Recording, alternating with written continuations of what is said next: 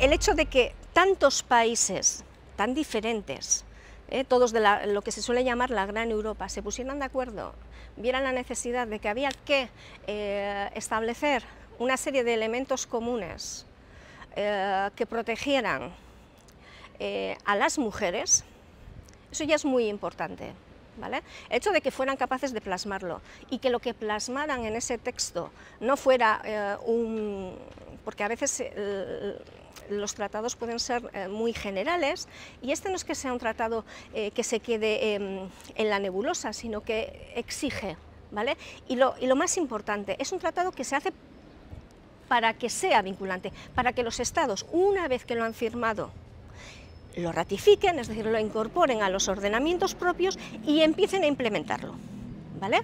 Es decir, a veces oímos hablar de tratados, convenios que se quedan en el aire, en la nebulosa, que no implican una obligación vinculante, y en cambio Estambul establece que los estados signatarios que lo firmen y lo ratifiquen se van a comprometer a llevar una serie de cambios, ¿vale? Habrá estados que por sus circunstancias tengan que hacer muchas modificaciones, otros no tendrán que hacer tantos. En el caso del Estado español, el Estado español no parte de cero, ya había ido haciendo una serie de cosas y no se encontraba en una situación como se podrían situar otros. Por lo tanto, en materia de protección frente a la violencia contra la mujer y la violencia doméstica, el Convenio de Estambul es sumamente relevante.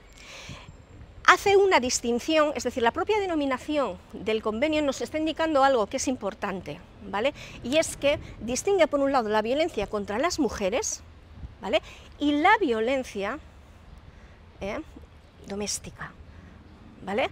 Es cierto que el sujeto pasivo que recibe esos actos de violencia van a ser las mujeres, no únicamente, porque también aparecen los niños, que suelen ser también quienes sufren estos actos de violencia, pero el hecho de que se aluda en el propio encabezado del convenio nos indica que estamos hablando de un planteamiento general de lucha contra las violencias, que se entienden que son violaciones de derechos humanos y que constituyen discriminaciones.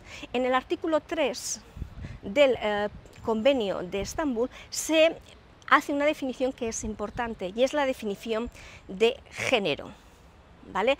Es decir, el género son aquellos papeles, aquellos comportamientos, aquellas actuaciones que se han creado en la propia sociedad y que sitúan a la mujer en una u otra posición, ¿vale? En base a eso, al género, las mujeres se encuentran normalmente, habitualmente, en una situación de subordinación, de inferioridad respecto de los hombres. El hecho de que el género sea un elemento central a la hora de articular la prevención, la protección, la persecución de todos aquellos actos que sean de violencia y que puedan causar esos daños de tipo psíquico, físico, sexual, económico, que puedan afectar a las mujeres, ¿vale? Eso es muy relevante, ¿vale? Y como decía antes, hay estados en los que les hace cambiar, les va a hacer cambiar, introducir modificaciones en sus códigos penales, en sus leyes nacionales muy relevantes, y en otros a lo mejor no tienen que hacer tantos cambios, pero todos, lo cierto es que todos los estados han tenido que hacer cambios y todavía les queda. Para que seamos conscientes de la importancia del Convenio de Estambul, si vemos quiénes lo han suscrito y quiénes no, es decir, por ejemplo, no lo ha suscrito Rusia y no lo ha suscrito Azerbaiyán. Bueno, el convenio se denomina Convenio de Estambul. ¿Qué significa eso? Que se firmó en la capital turca, luego Turquía lo firmó. Bien, Turquía en el año 2021 decidió que lo abandonaba. Se ha ido, ¿vale? Bien, ¿por qué se ha ido? Bueno, pues porque desde una visión muy bueno, digamos que un poco no, bastante sesgada, bueno, pues se decidió que los postulados del Convenio de Estambul van en contra de los valores que propugna bueno, pues, el Estado otomano, y decidió, cortó por lo sano, y que las mujeres, y que de alguna manera el Convenio de Estambul pues, promueve una posición de las mujeres que no casa con los valores del Estado turco. Bien.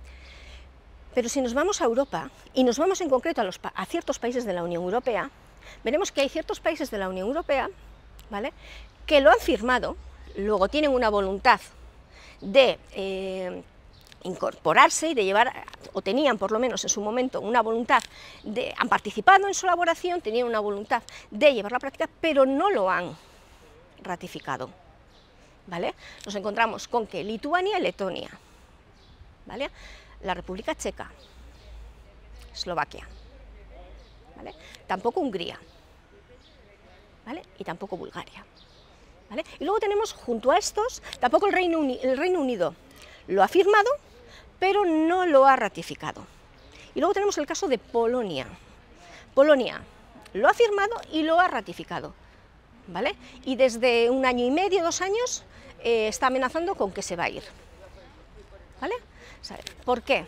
Bien, dejando de lado el caso británico, que es un poquito especial y que responde su no ratificación, bueno, a sus propias peculiaridades del sistema jurídico, ¿vale?, en el caso de los otros países, lo que se demuestra es que hay una lectura muy sesgada de lo que es el Convenio de Estambul, ¿vale?, en el sentido de que ellos dicen que rompe con los valores tradicionales de la familia, que impone una ideología queer que en absoluto, que toda la ideología de género, digamos que es ponzoñosa, y por lo tanto que se destruye la familia y valores básicos de lo que son esas sociedades. No es cierto, es decir, si nosotros analizamos, simplemente hacer un análisis del texto, veremos que no hay en absoluto nada de eso. Sin embargo, esos países, bueno, pues, han decidido que no lo han ratificado. En la práctica, ¿qué significa eso? Que ahí, en esos países, no, el Convenio de Estambul no está plenamente operativo. La Unión Europea estuvo presente y participó en la elaboración de este convenio y tiene la intención de adherirse, ¿vale? Lo que pasa es que no va a hacer una adhesión vinculada a determinadas áreas en las cuales la Unión Europea tiene competencias propias y exclusivas. La presidenta de la Comisión Europea, en uno de sus primeros discursos y cuando digamos que expone cuáles van a ser los grandes objetivos, incide en esto precisamente, en la necesidad de que se lleve a cabo una incorporación, una adhesión de la Unión Europea. La Unión Europea es una fuerza muy importante.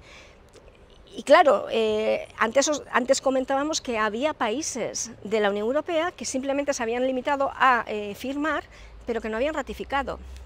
Claro, eso plantea un problema para la Unión Europea por un lado y para los países también, porque ahí, si hay países que no están por la labor de implementar por sí mismos en aquellos aspectos en los que pueden, porque son sus competencias, y no quieren ratificarlo, claro, no van a plantear las cosas fáciles para que dar su visto bueno en el Consejo de la Unión Europea para que se proceda a esa adhesión. Pero es importante, es muy importante que tengamos en cuenta que desde Europa se participó muy activamente, fue un sujeto muy activo en la redacción del Convenio de Estambul, que ha dado muchos pasos, que hay muchas iniciativas en el Parlamento Europeo para que, de hecho el Parlamento Europeo es quien está empujando todo el rato para que el Consejo finalmente presente y lleve a cabo esa adhesión, pero las cosas, como suelen decirse,